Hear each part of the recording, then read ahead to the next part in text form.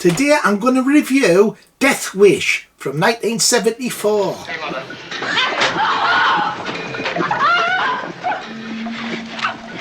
My name is Paul Kersey. How's my wife? I'm sorry.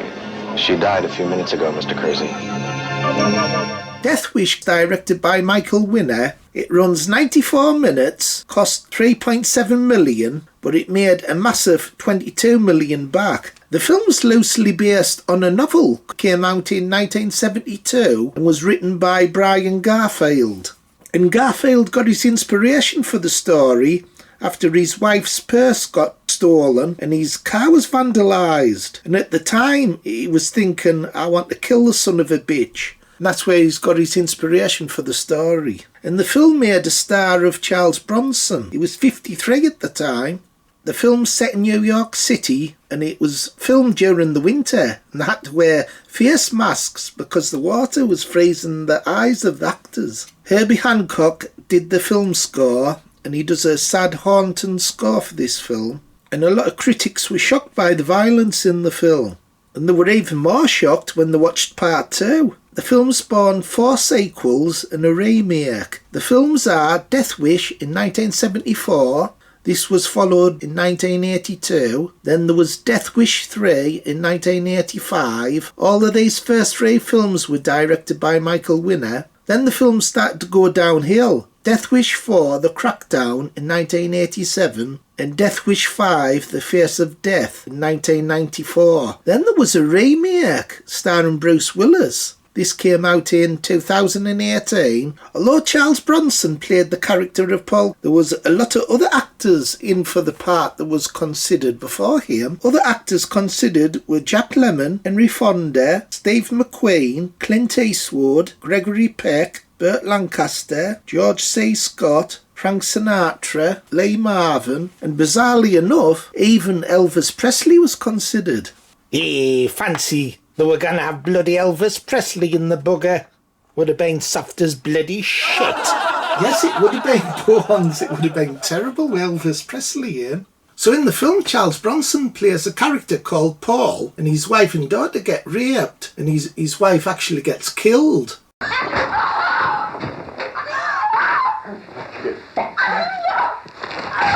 Stick you in the ass. And his daughter has to go into a mental institution. But the film's not about revenge. It's not in that genre. In this film, the culprits, they actually get away with it. You don't see them anymore after the incident. And that makes the film even more horrific. The film's actually about his character breaking down, having a mental breakdown. So Bronson's character goes out at night attacking these muggers. He's deliberately going out looking for trouble, hoping someone tries to attack him. At first he uses a sock filled with coins and hits it over a mugger's face. And when he gets back to his apartment, there's a scene where he's using the sock and he wrecks his room. He later joins a gun club and gets a gun. So it's about Bronson's character going through a mental disintegration.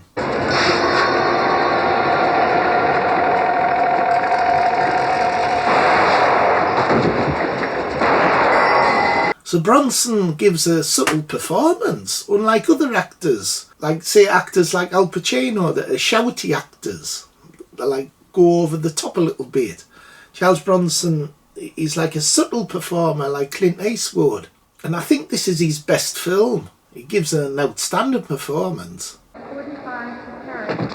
Please contact the information desk. You didn't handle it right, Jack. With these goddamn doctors you have. They're good doctors. God, she's almost a goddamn vegetable.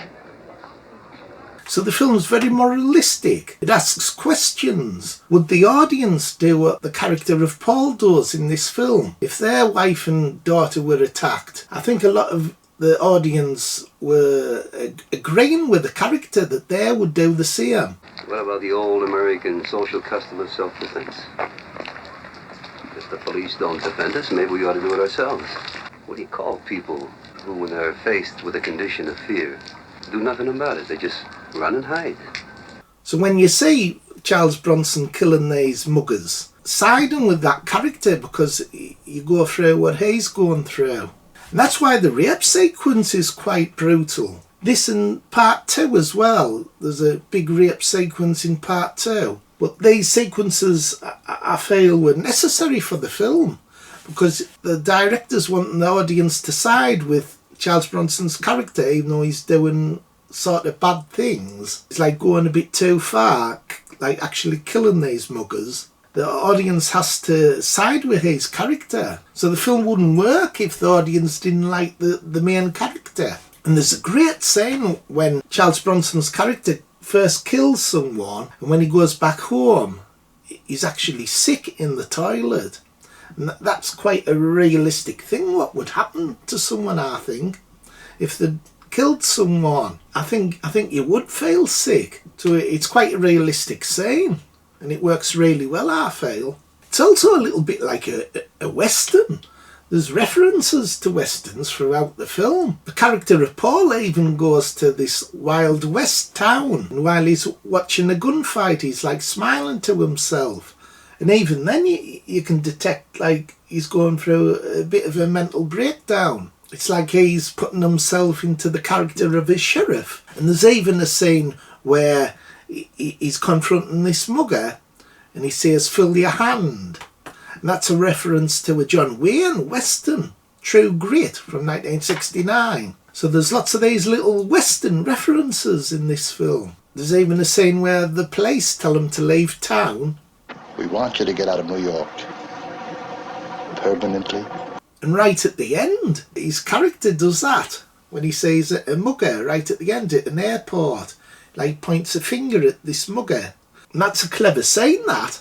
That's referring that he hasn't got over what's happened to him, and it leaves like for sequels, like there's more to come. There's a good scene where he's in this gun club firing at targets, and it turns out he was in the Korean War. But during the scene, he hits the target, and it proves he's a crack shot.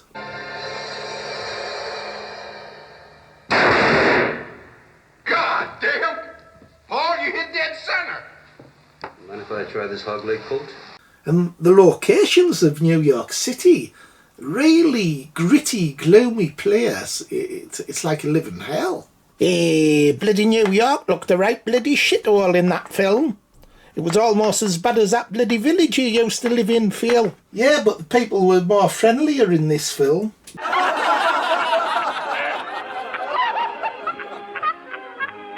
There are a few funny bits in the film where the public in New York City, they're agreeing with character of the vigilante. And you get people saying what they've done. This woman's used a hat pin stabbing some muggers. You ever seen a hat pin? I can't say that I have. Well, that's what we used to hold our hats on with. And everybody better look out for me from now on. And some guys at work beat the hell out of a thief, and they're getting interviewed on the camera. So that's quite funny. Well, the hospital report says the man had 2 broken arms, a broken jaw, and cracked ribs. No kidding. Geez, the poor guy must have fell down. But overall, I thought this film was a really great film. And it's almost a shame there were sequels after it, because it's so effective. And the sequels don't hold the light of the first film. So it's a film that asks real big moral questions. Would you do what this character's doing if something really awful happened to your family? I'm kind of agreeing. You would go berserk. So out of 10, I'm going to give this film 9. 9 out of 10. It's excellent. What did you think, Bronson? Did you like it? Excellent film, Phil. Top marks. Okay, everybody. Like, subscribe, and share. Bye. Bye.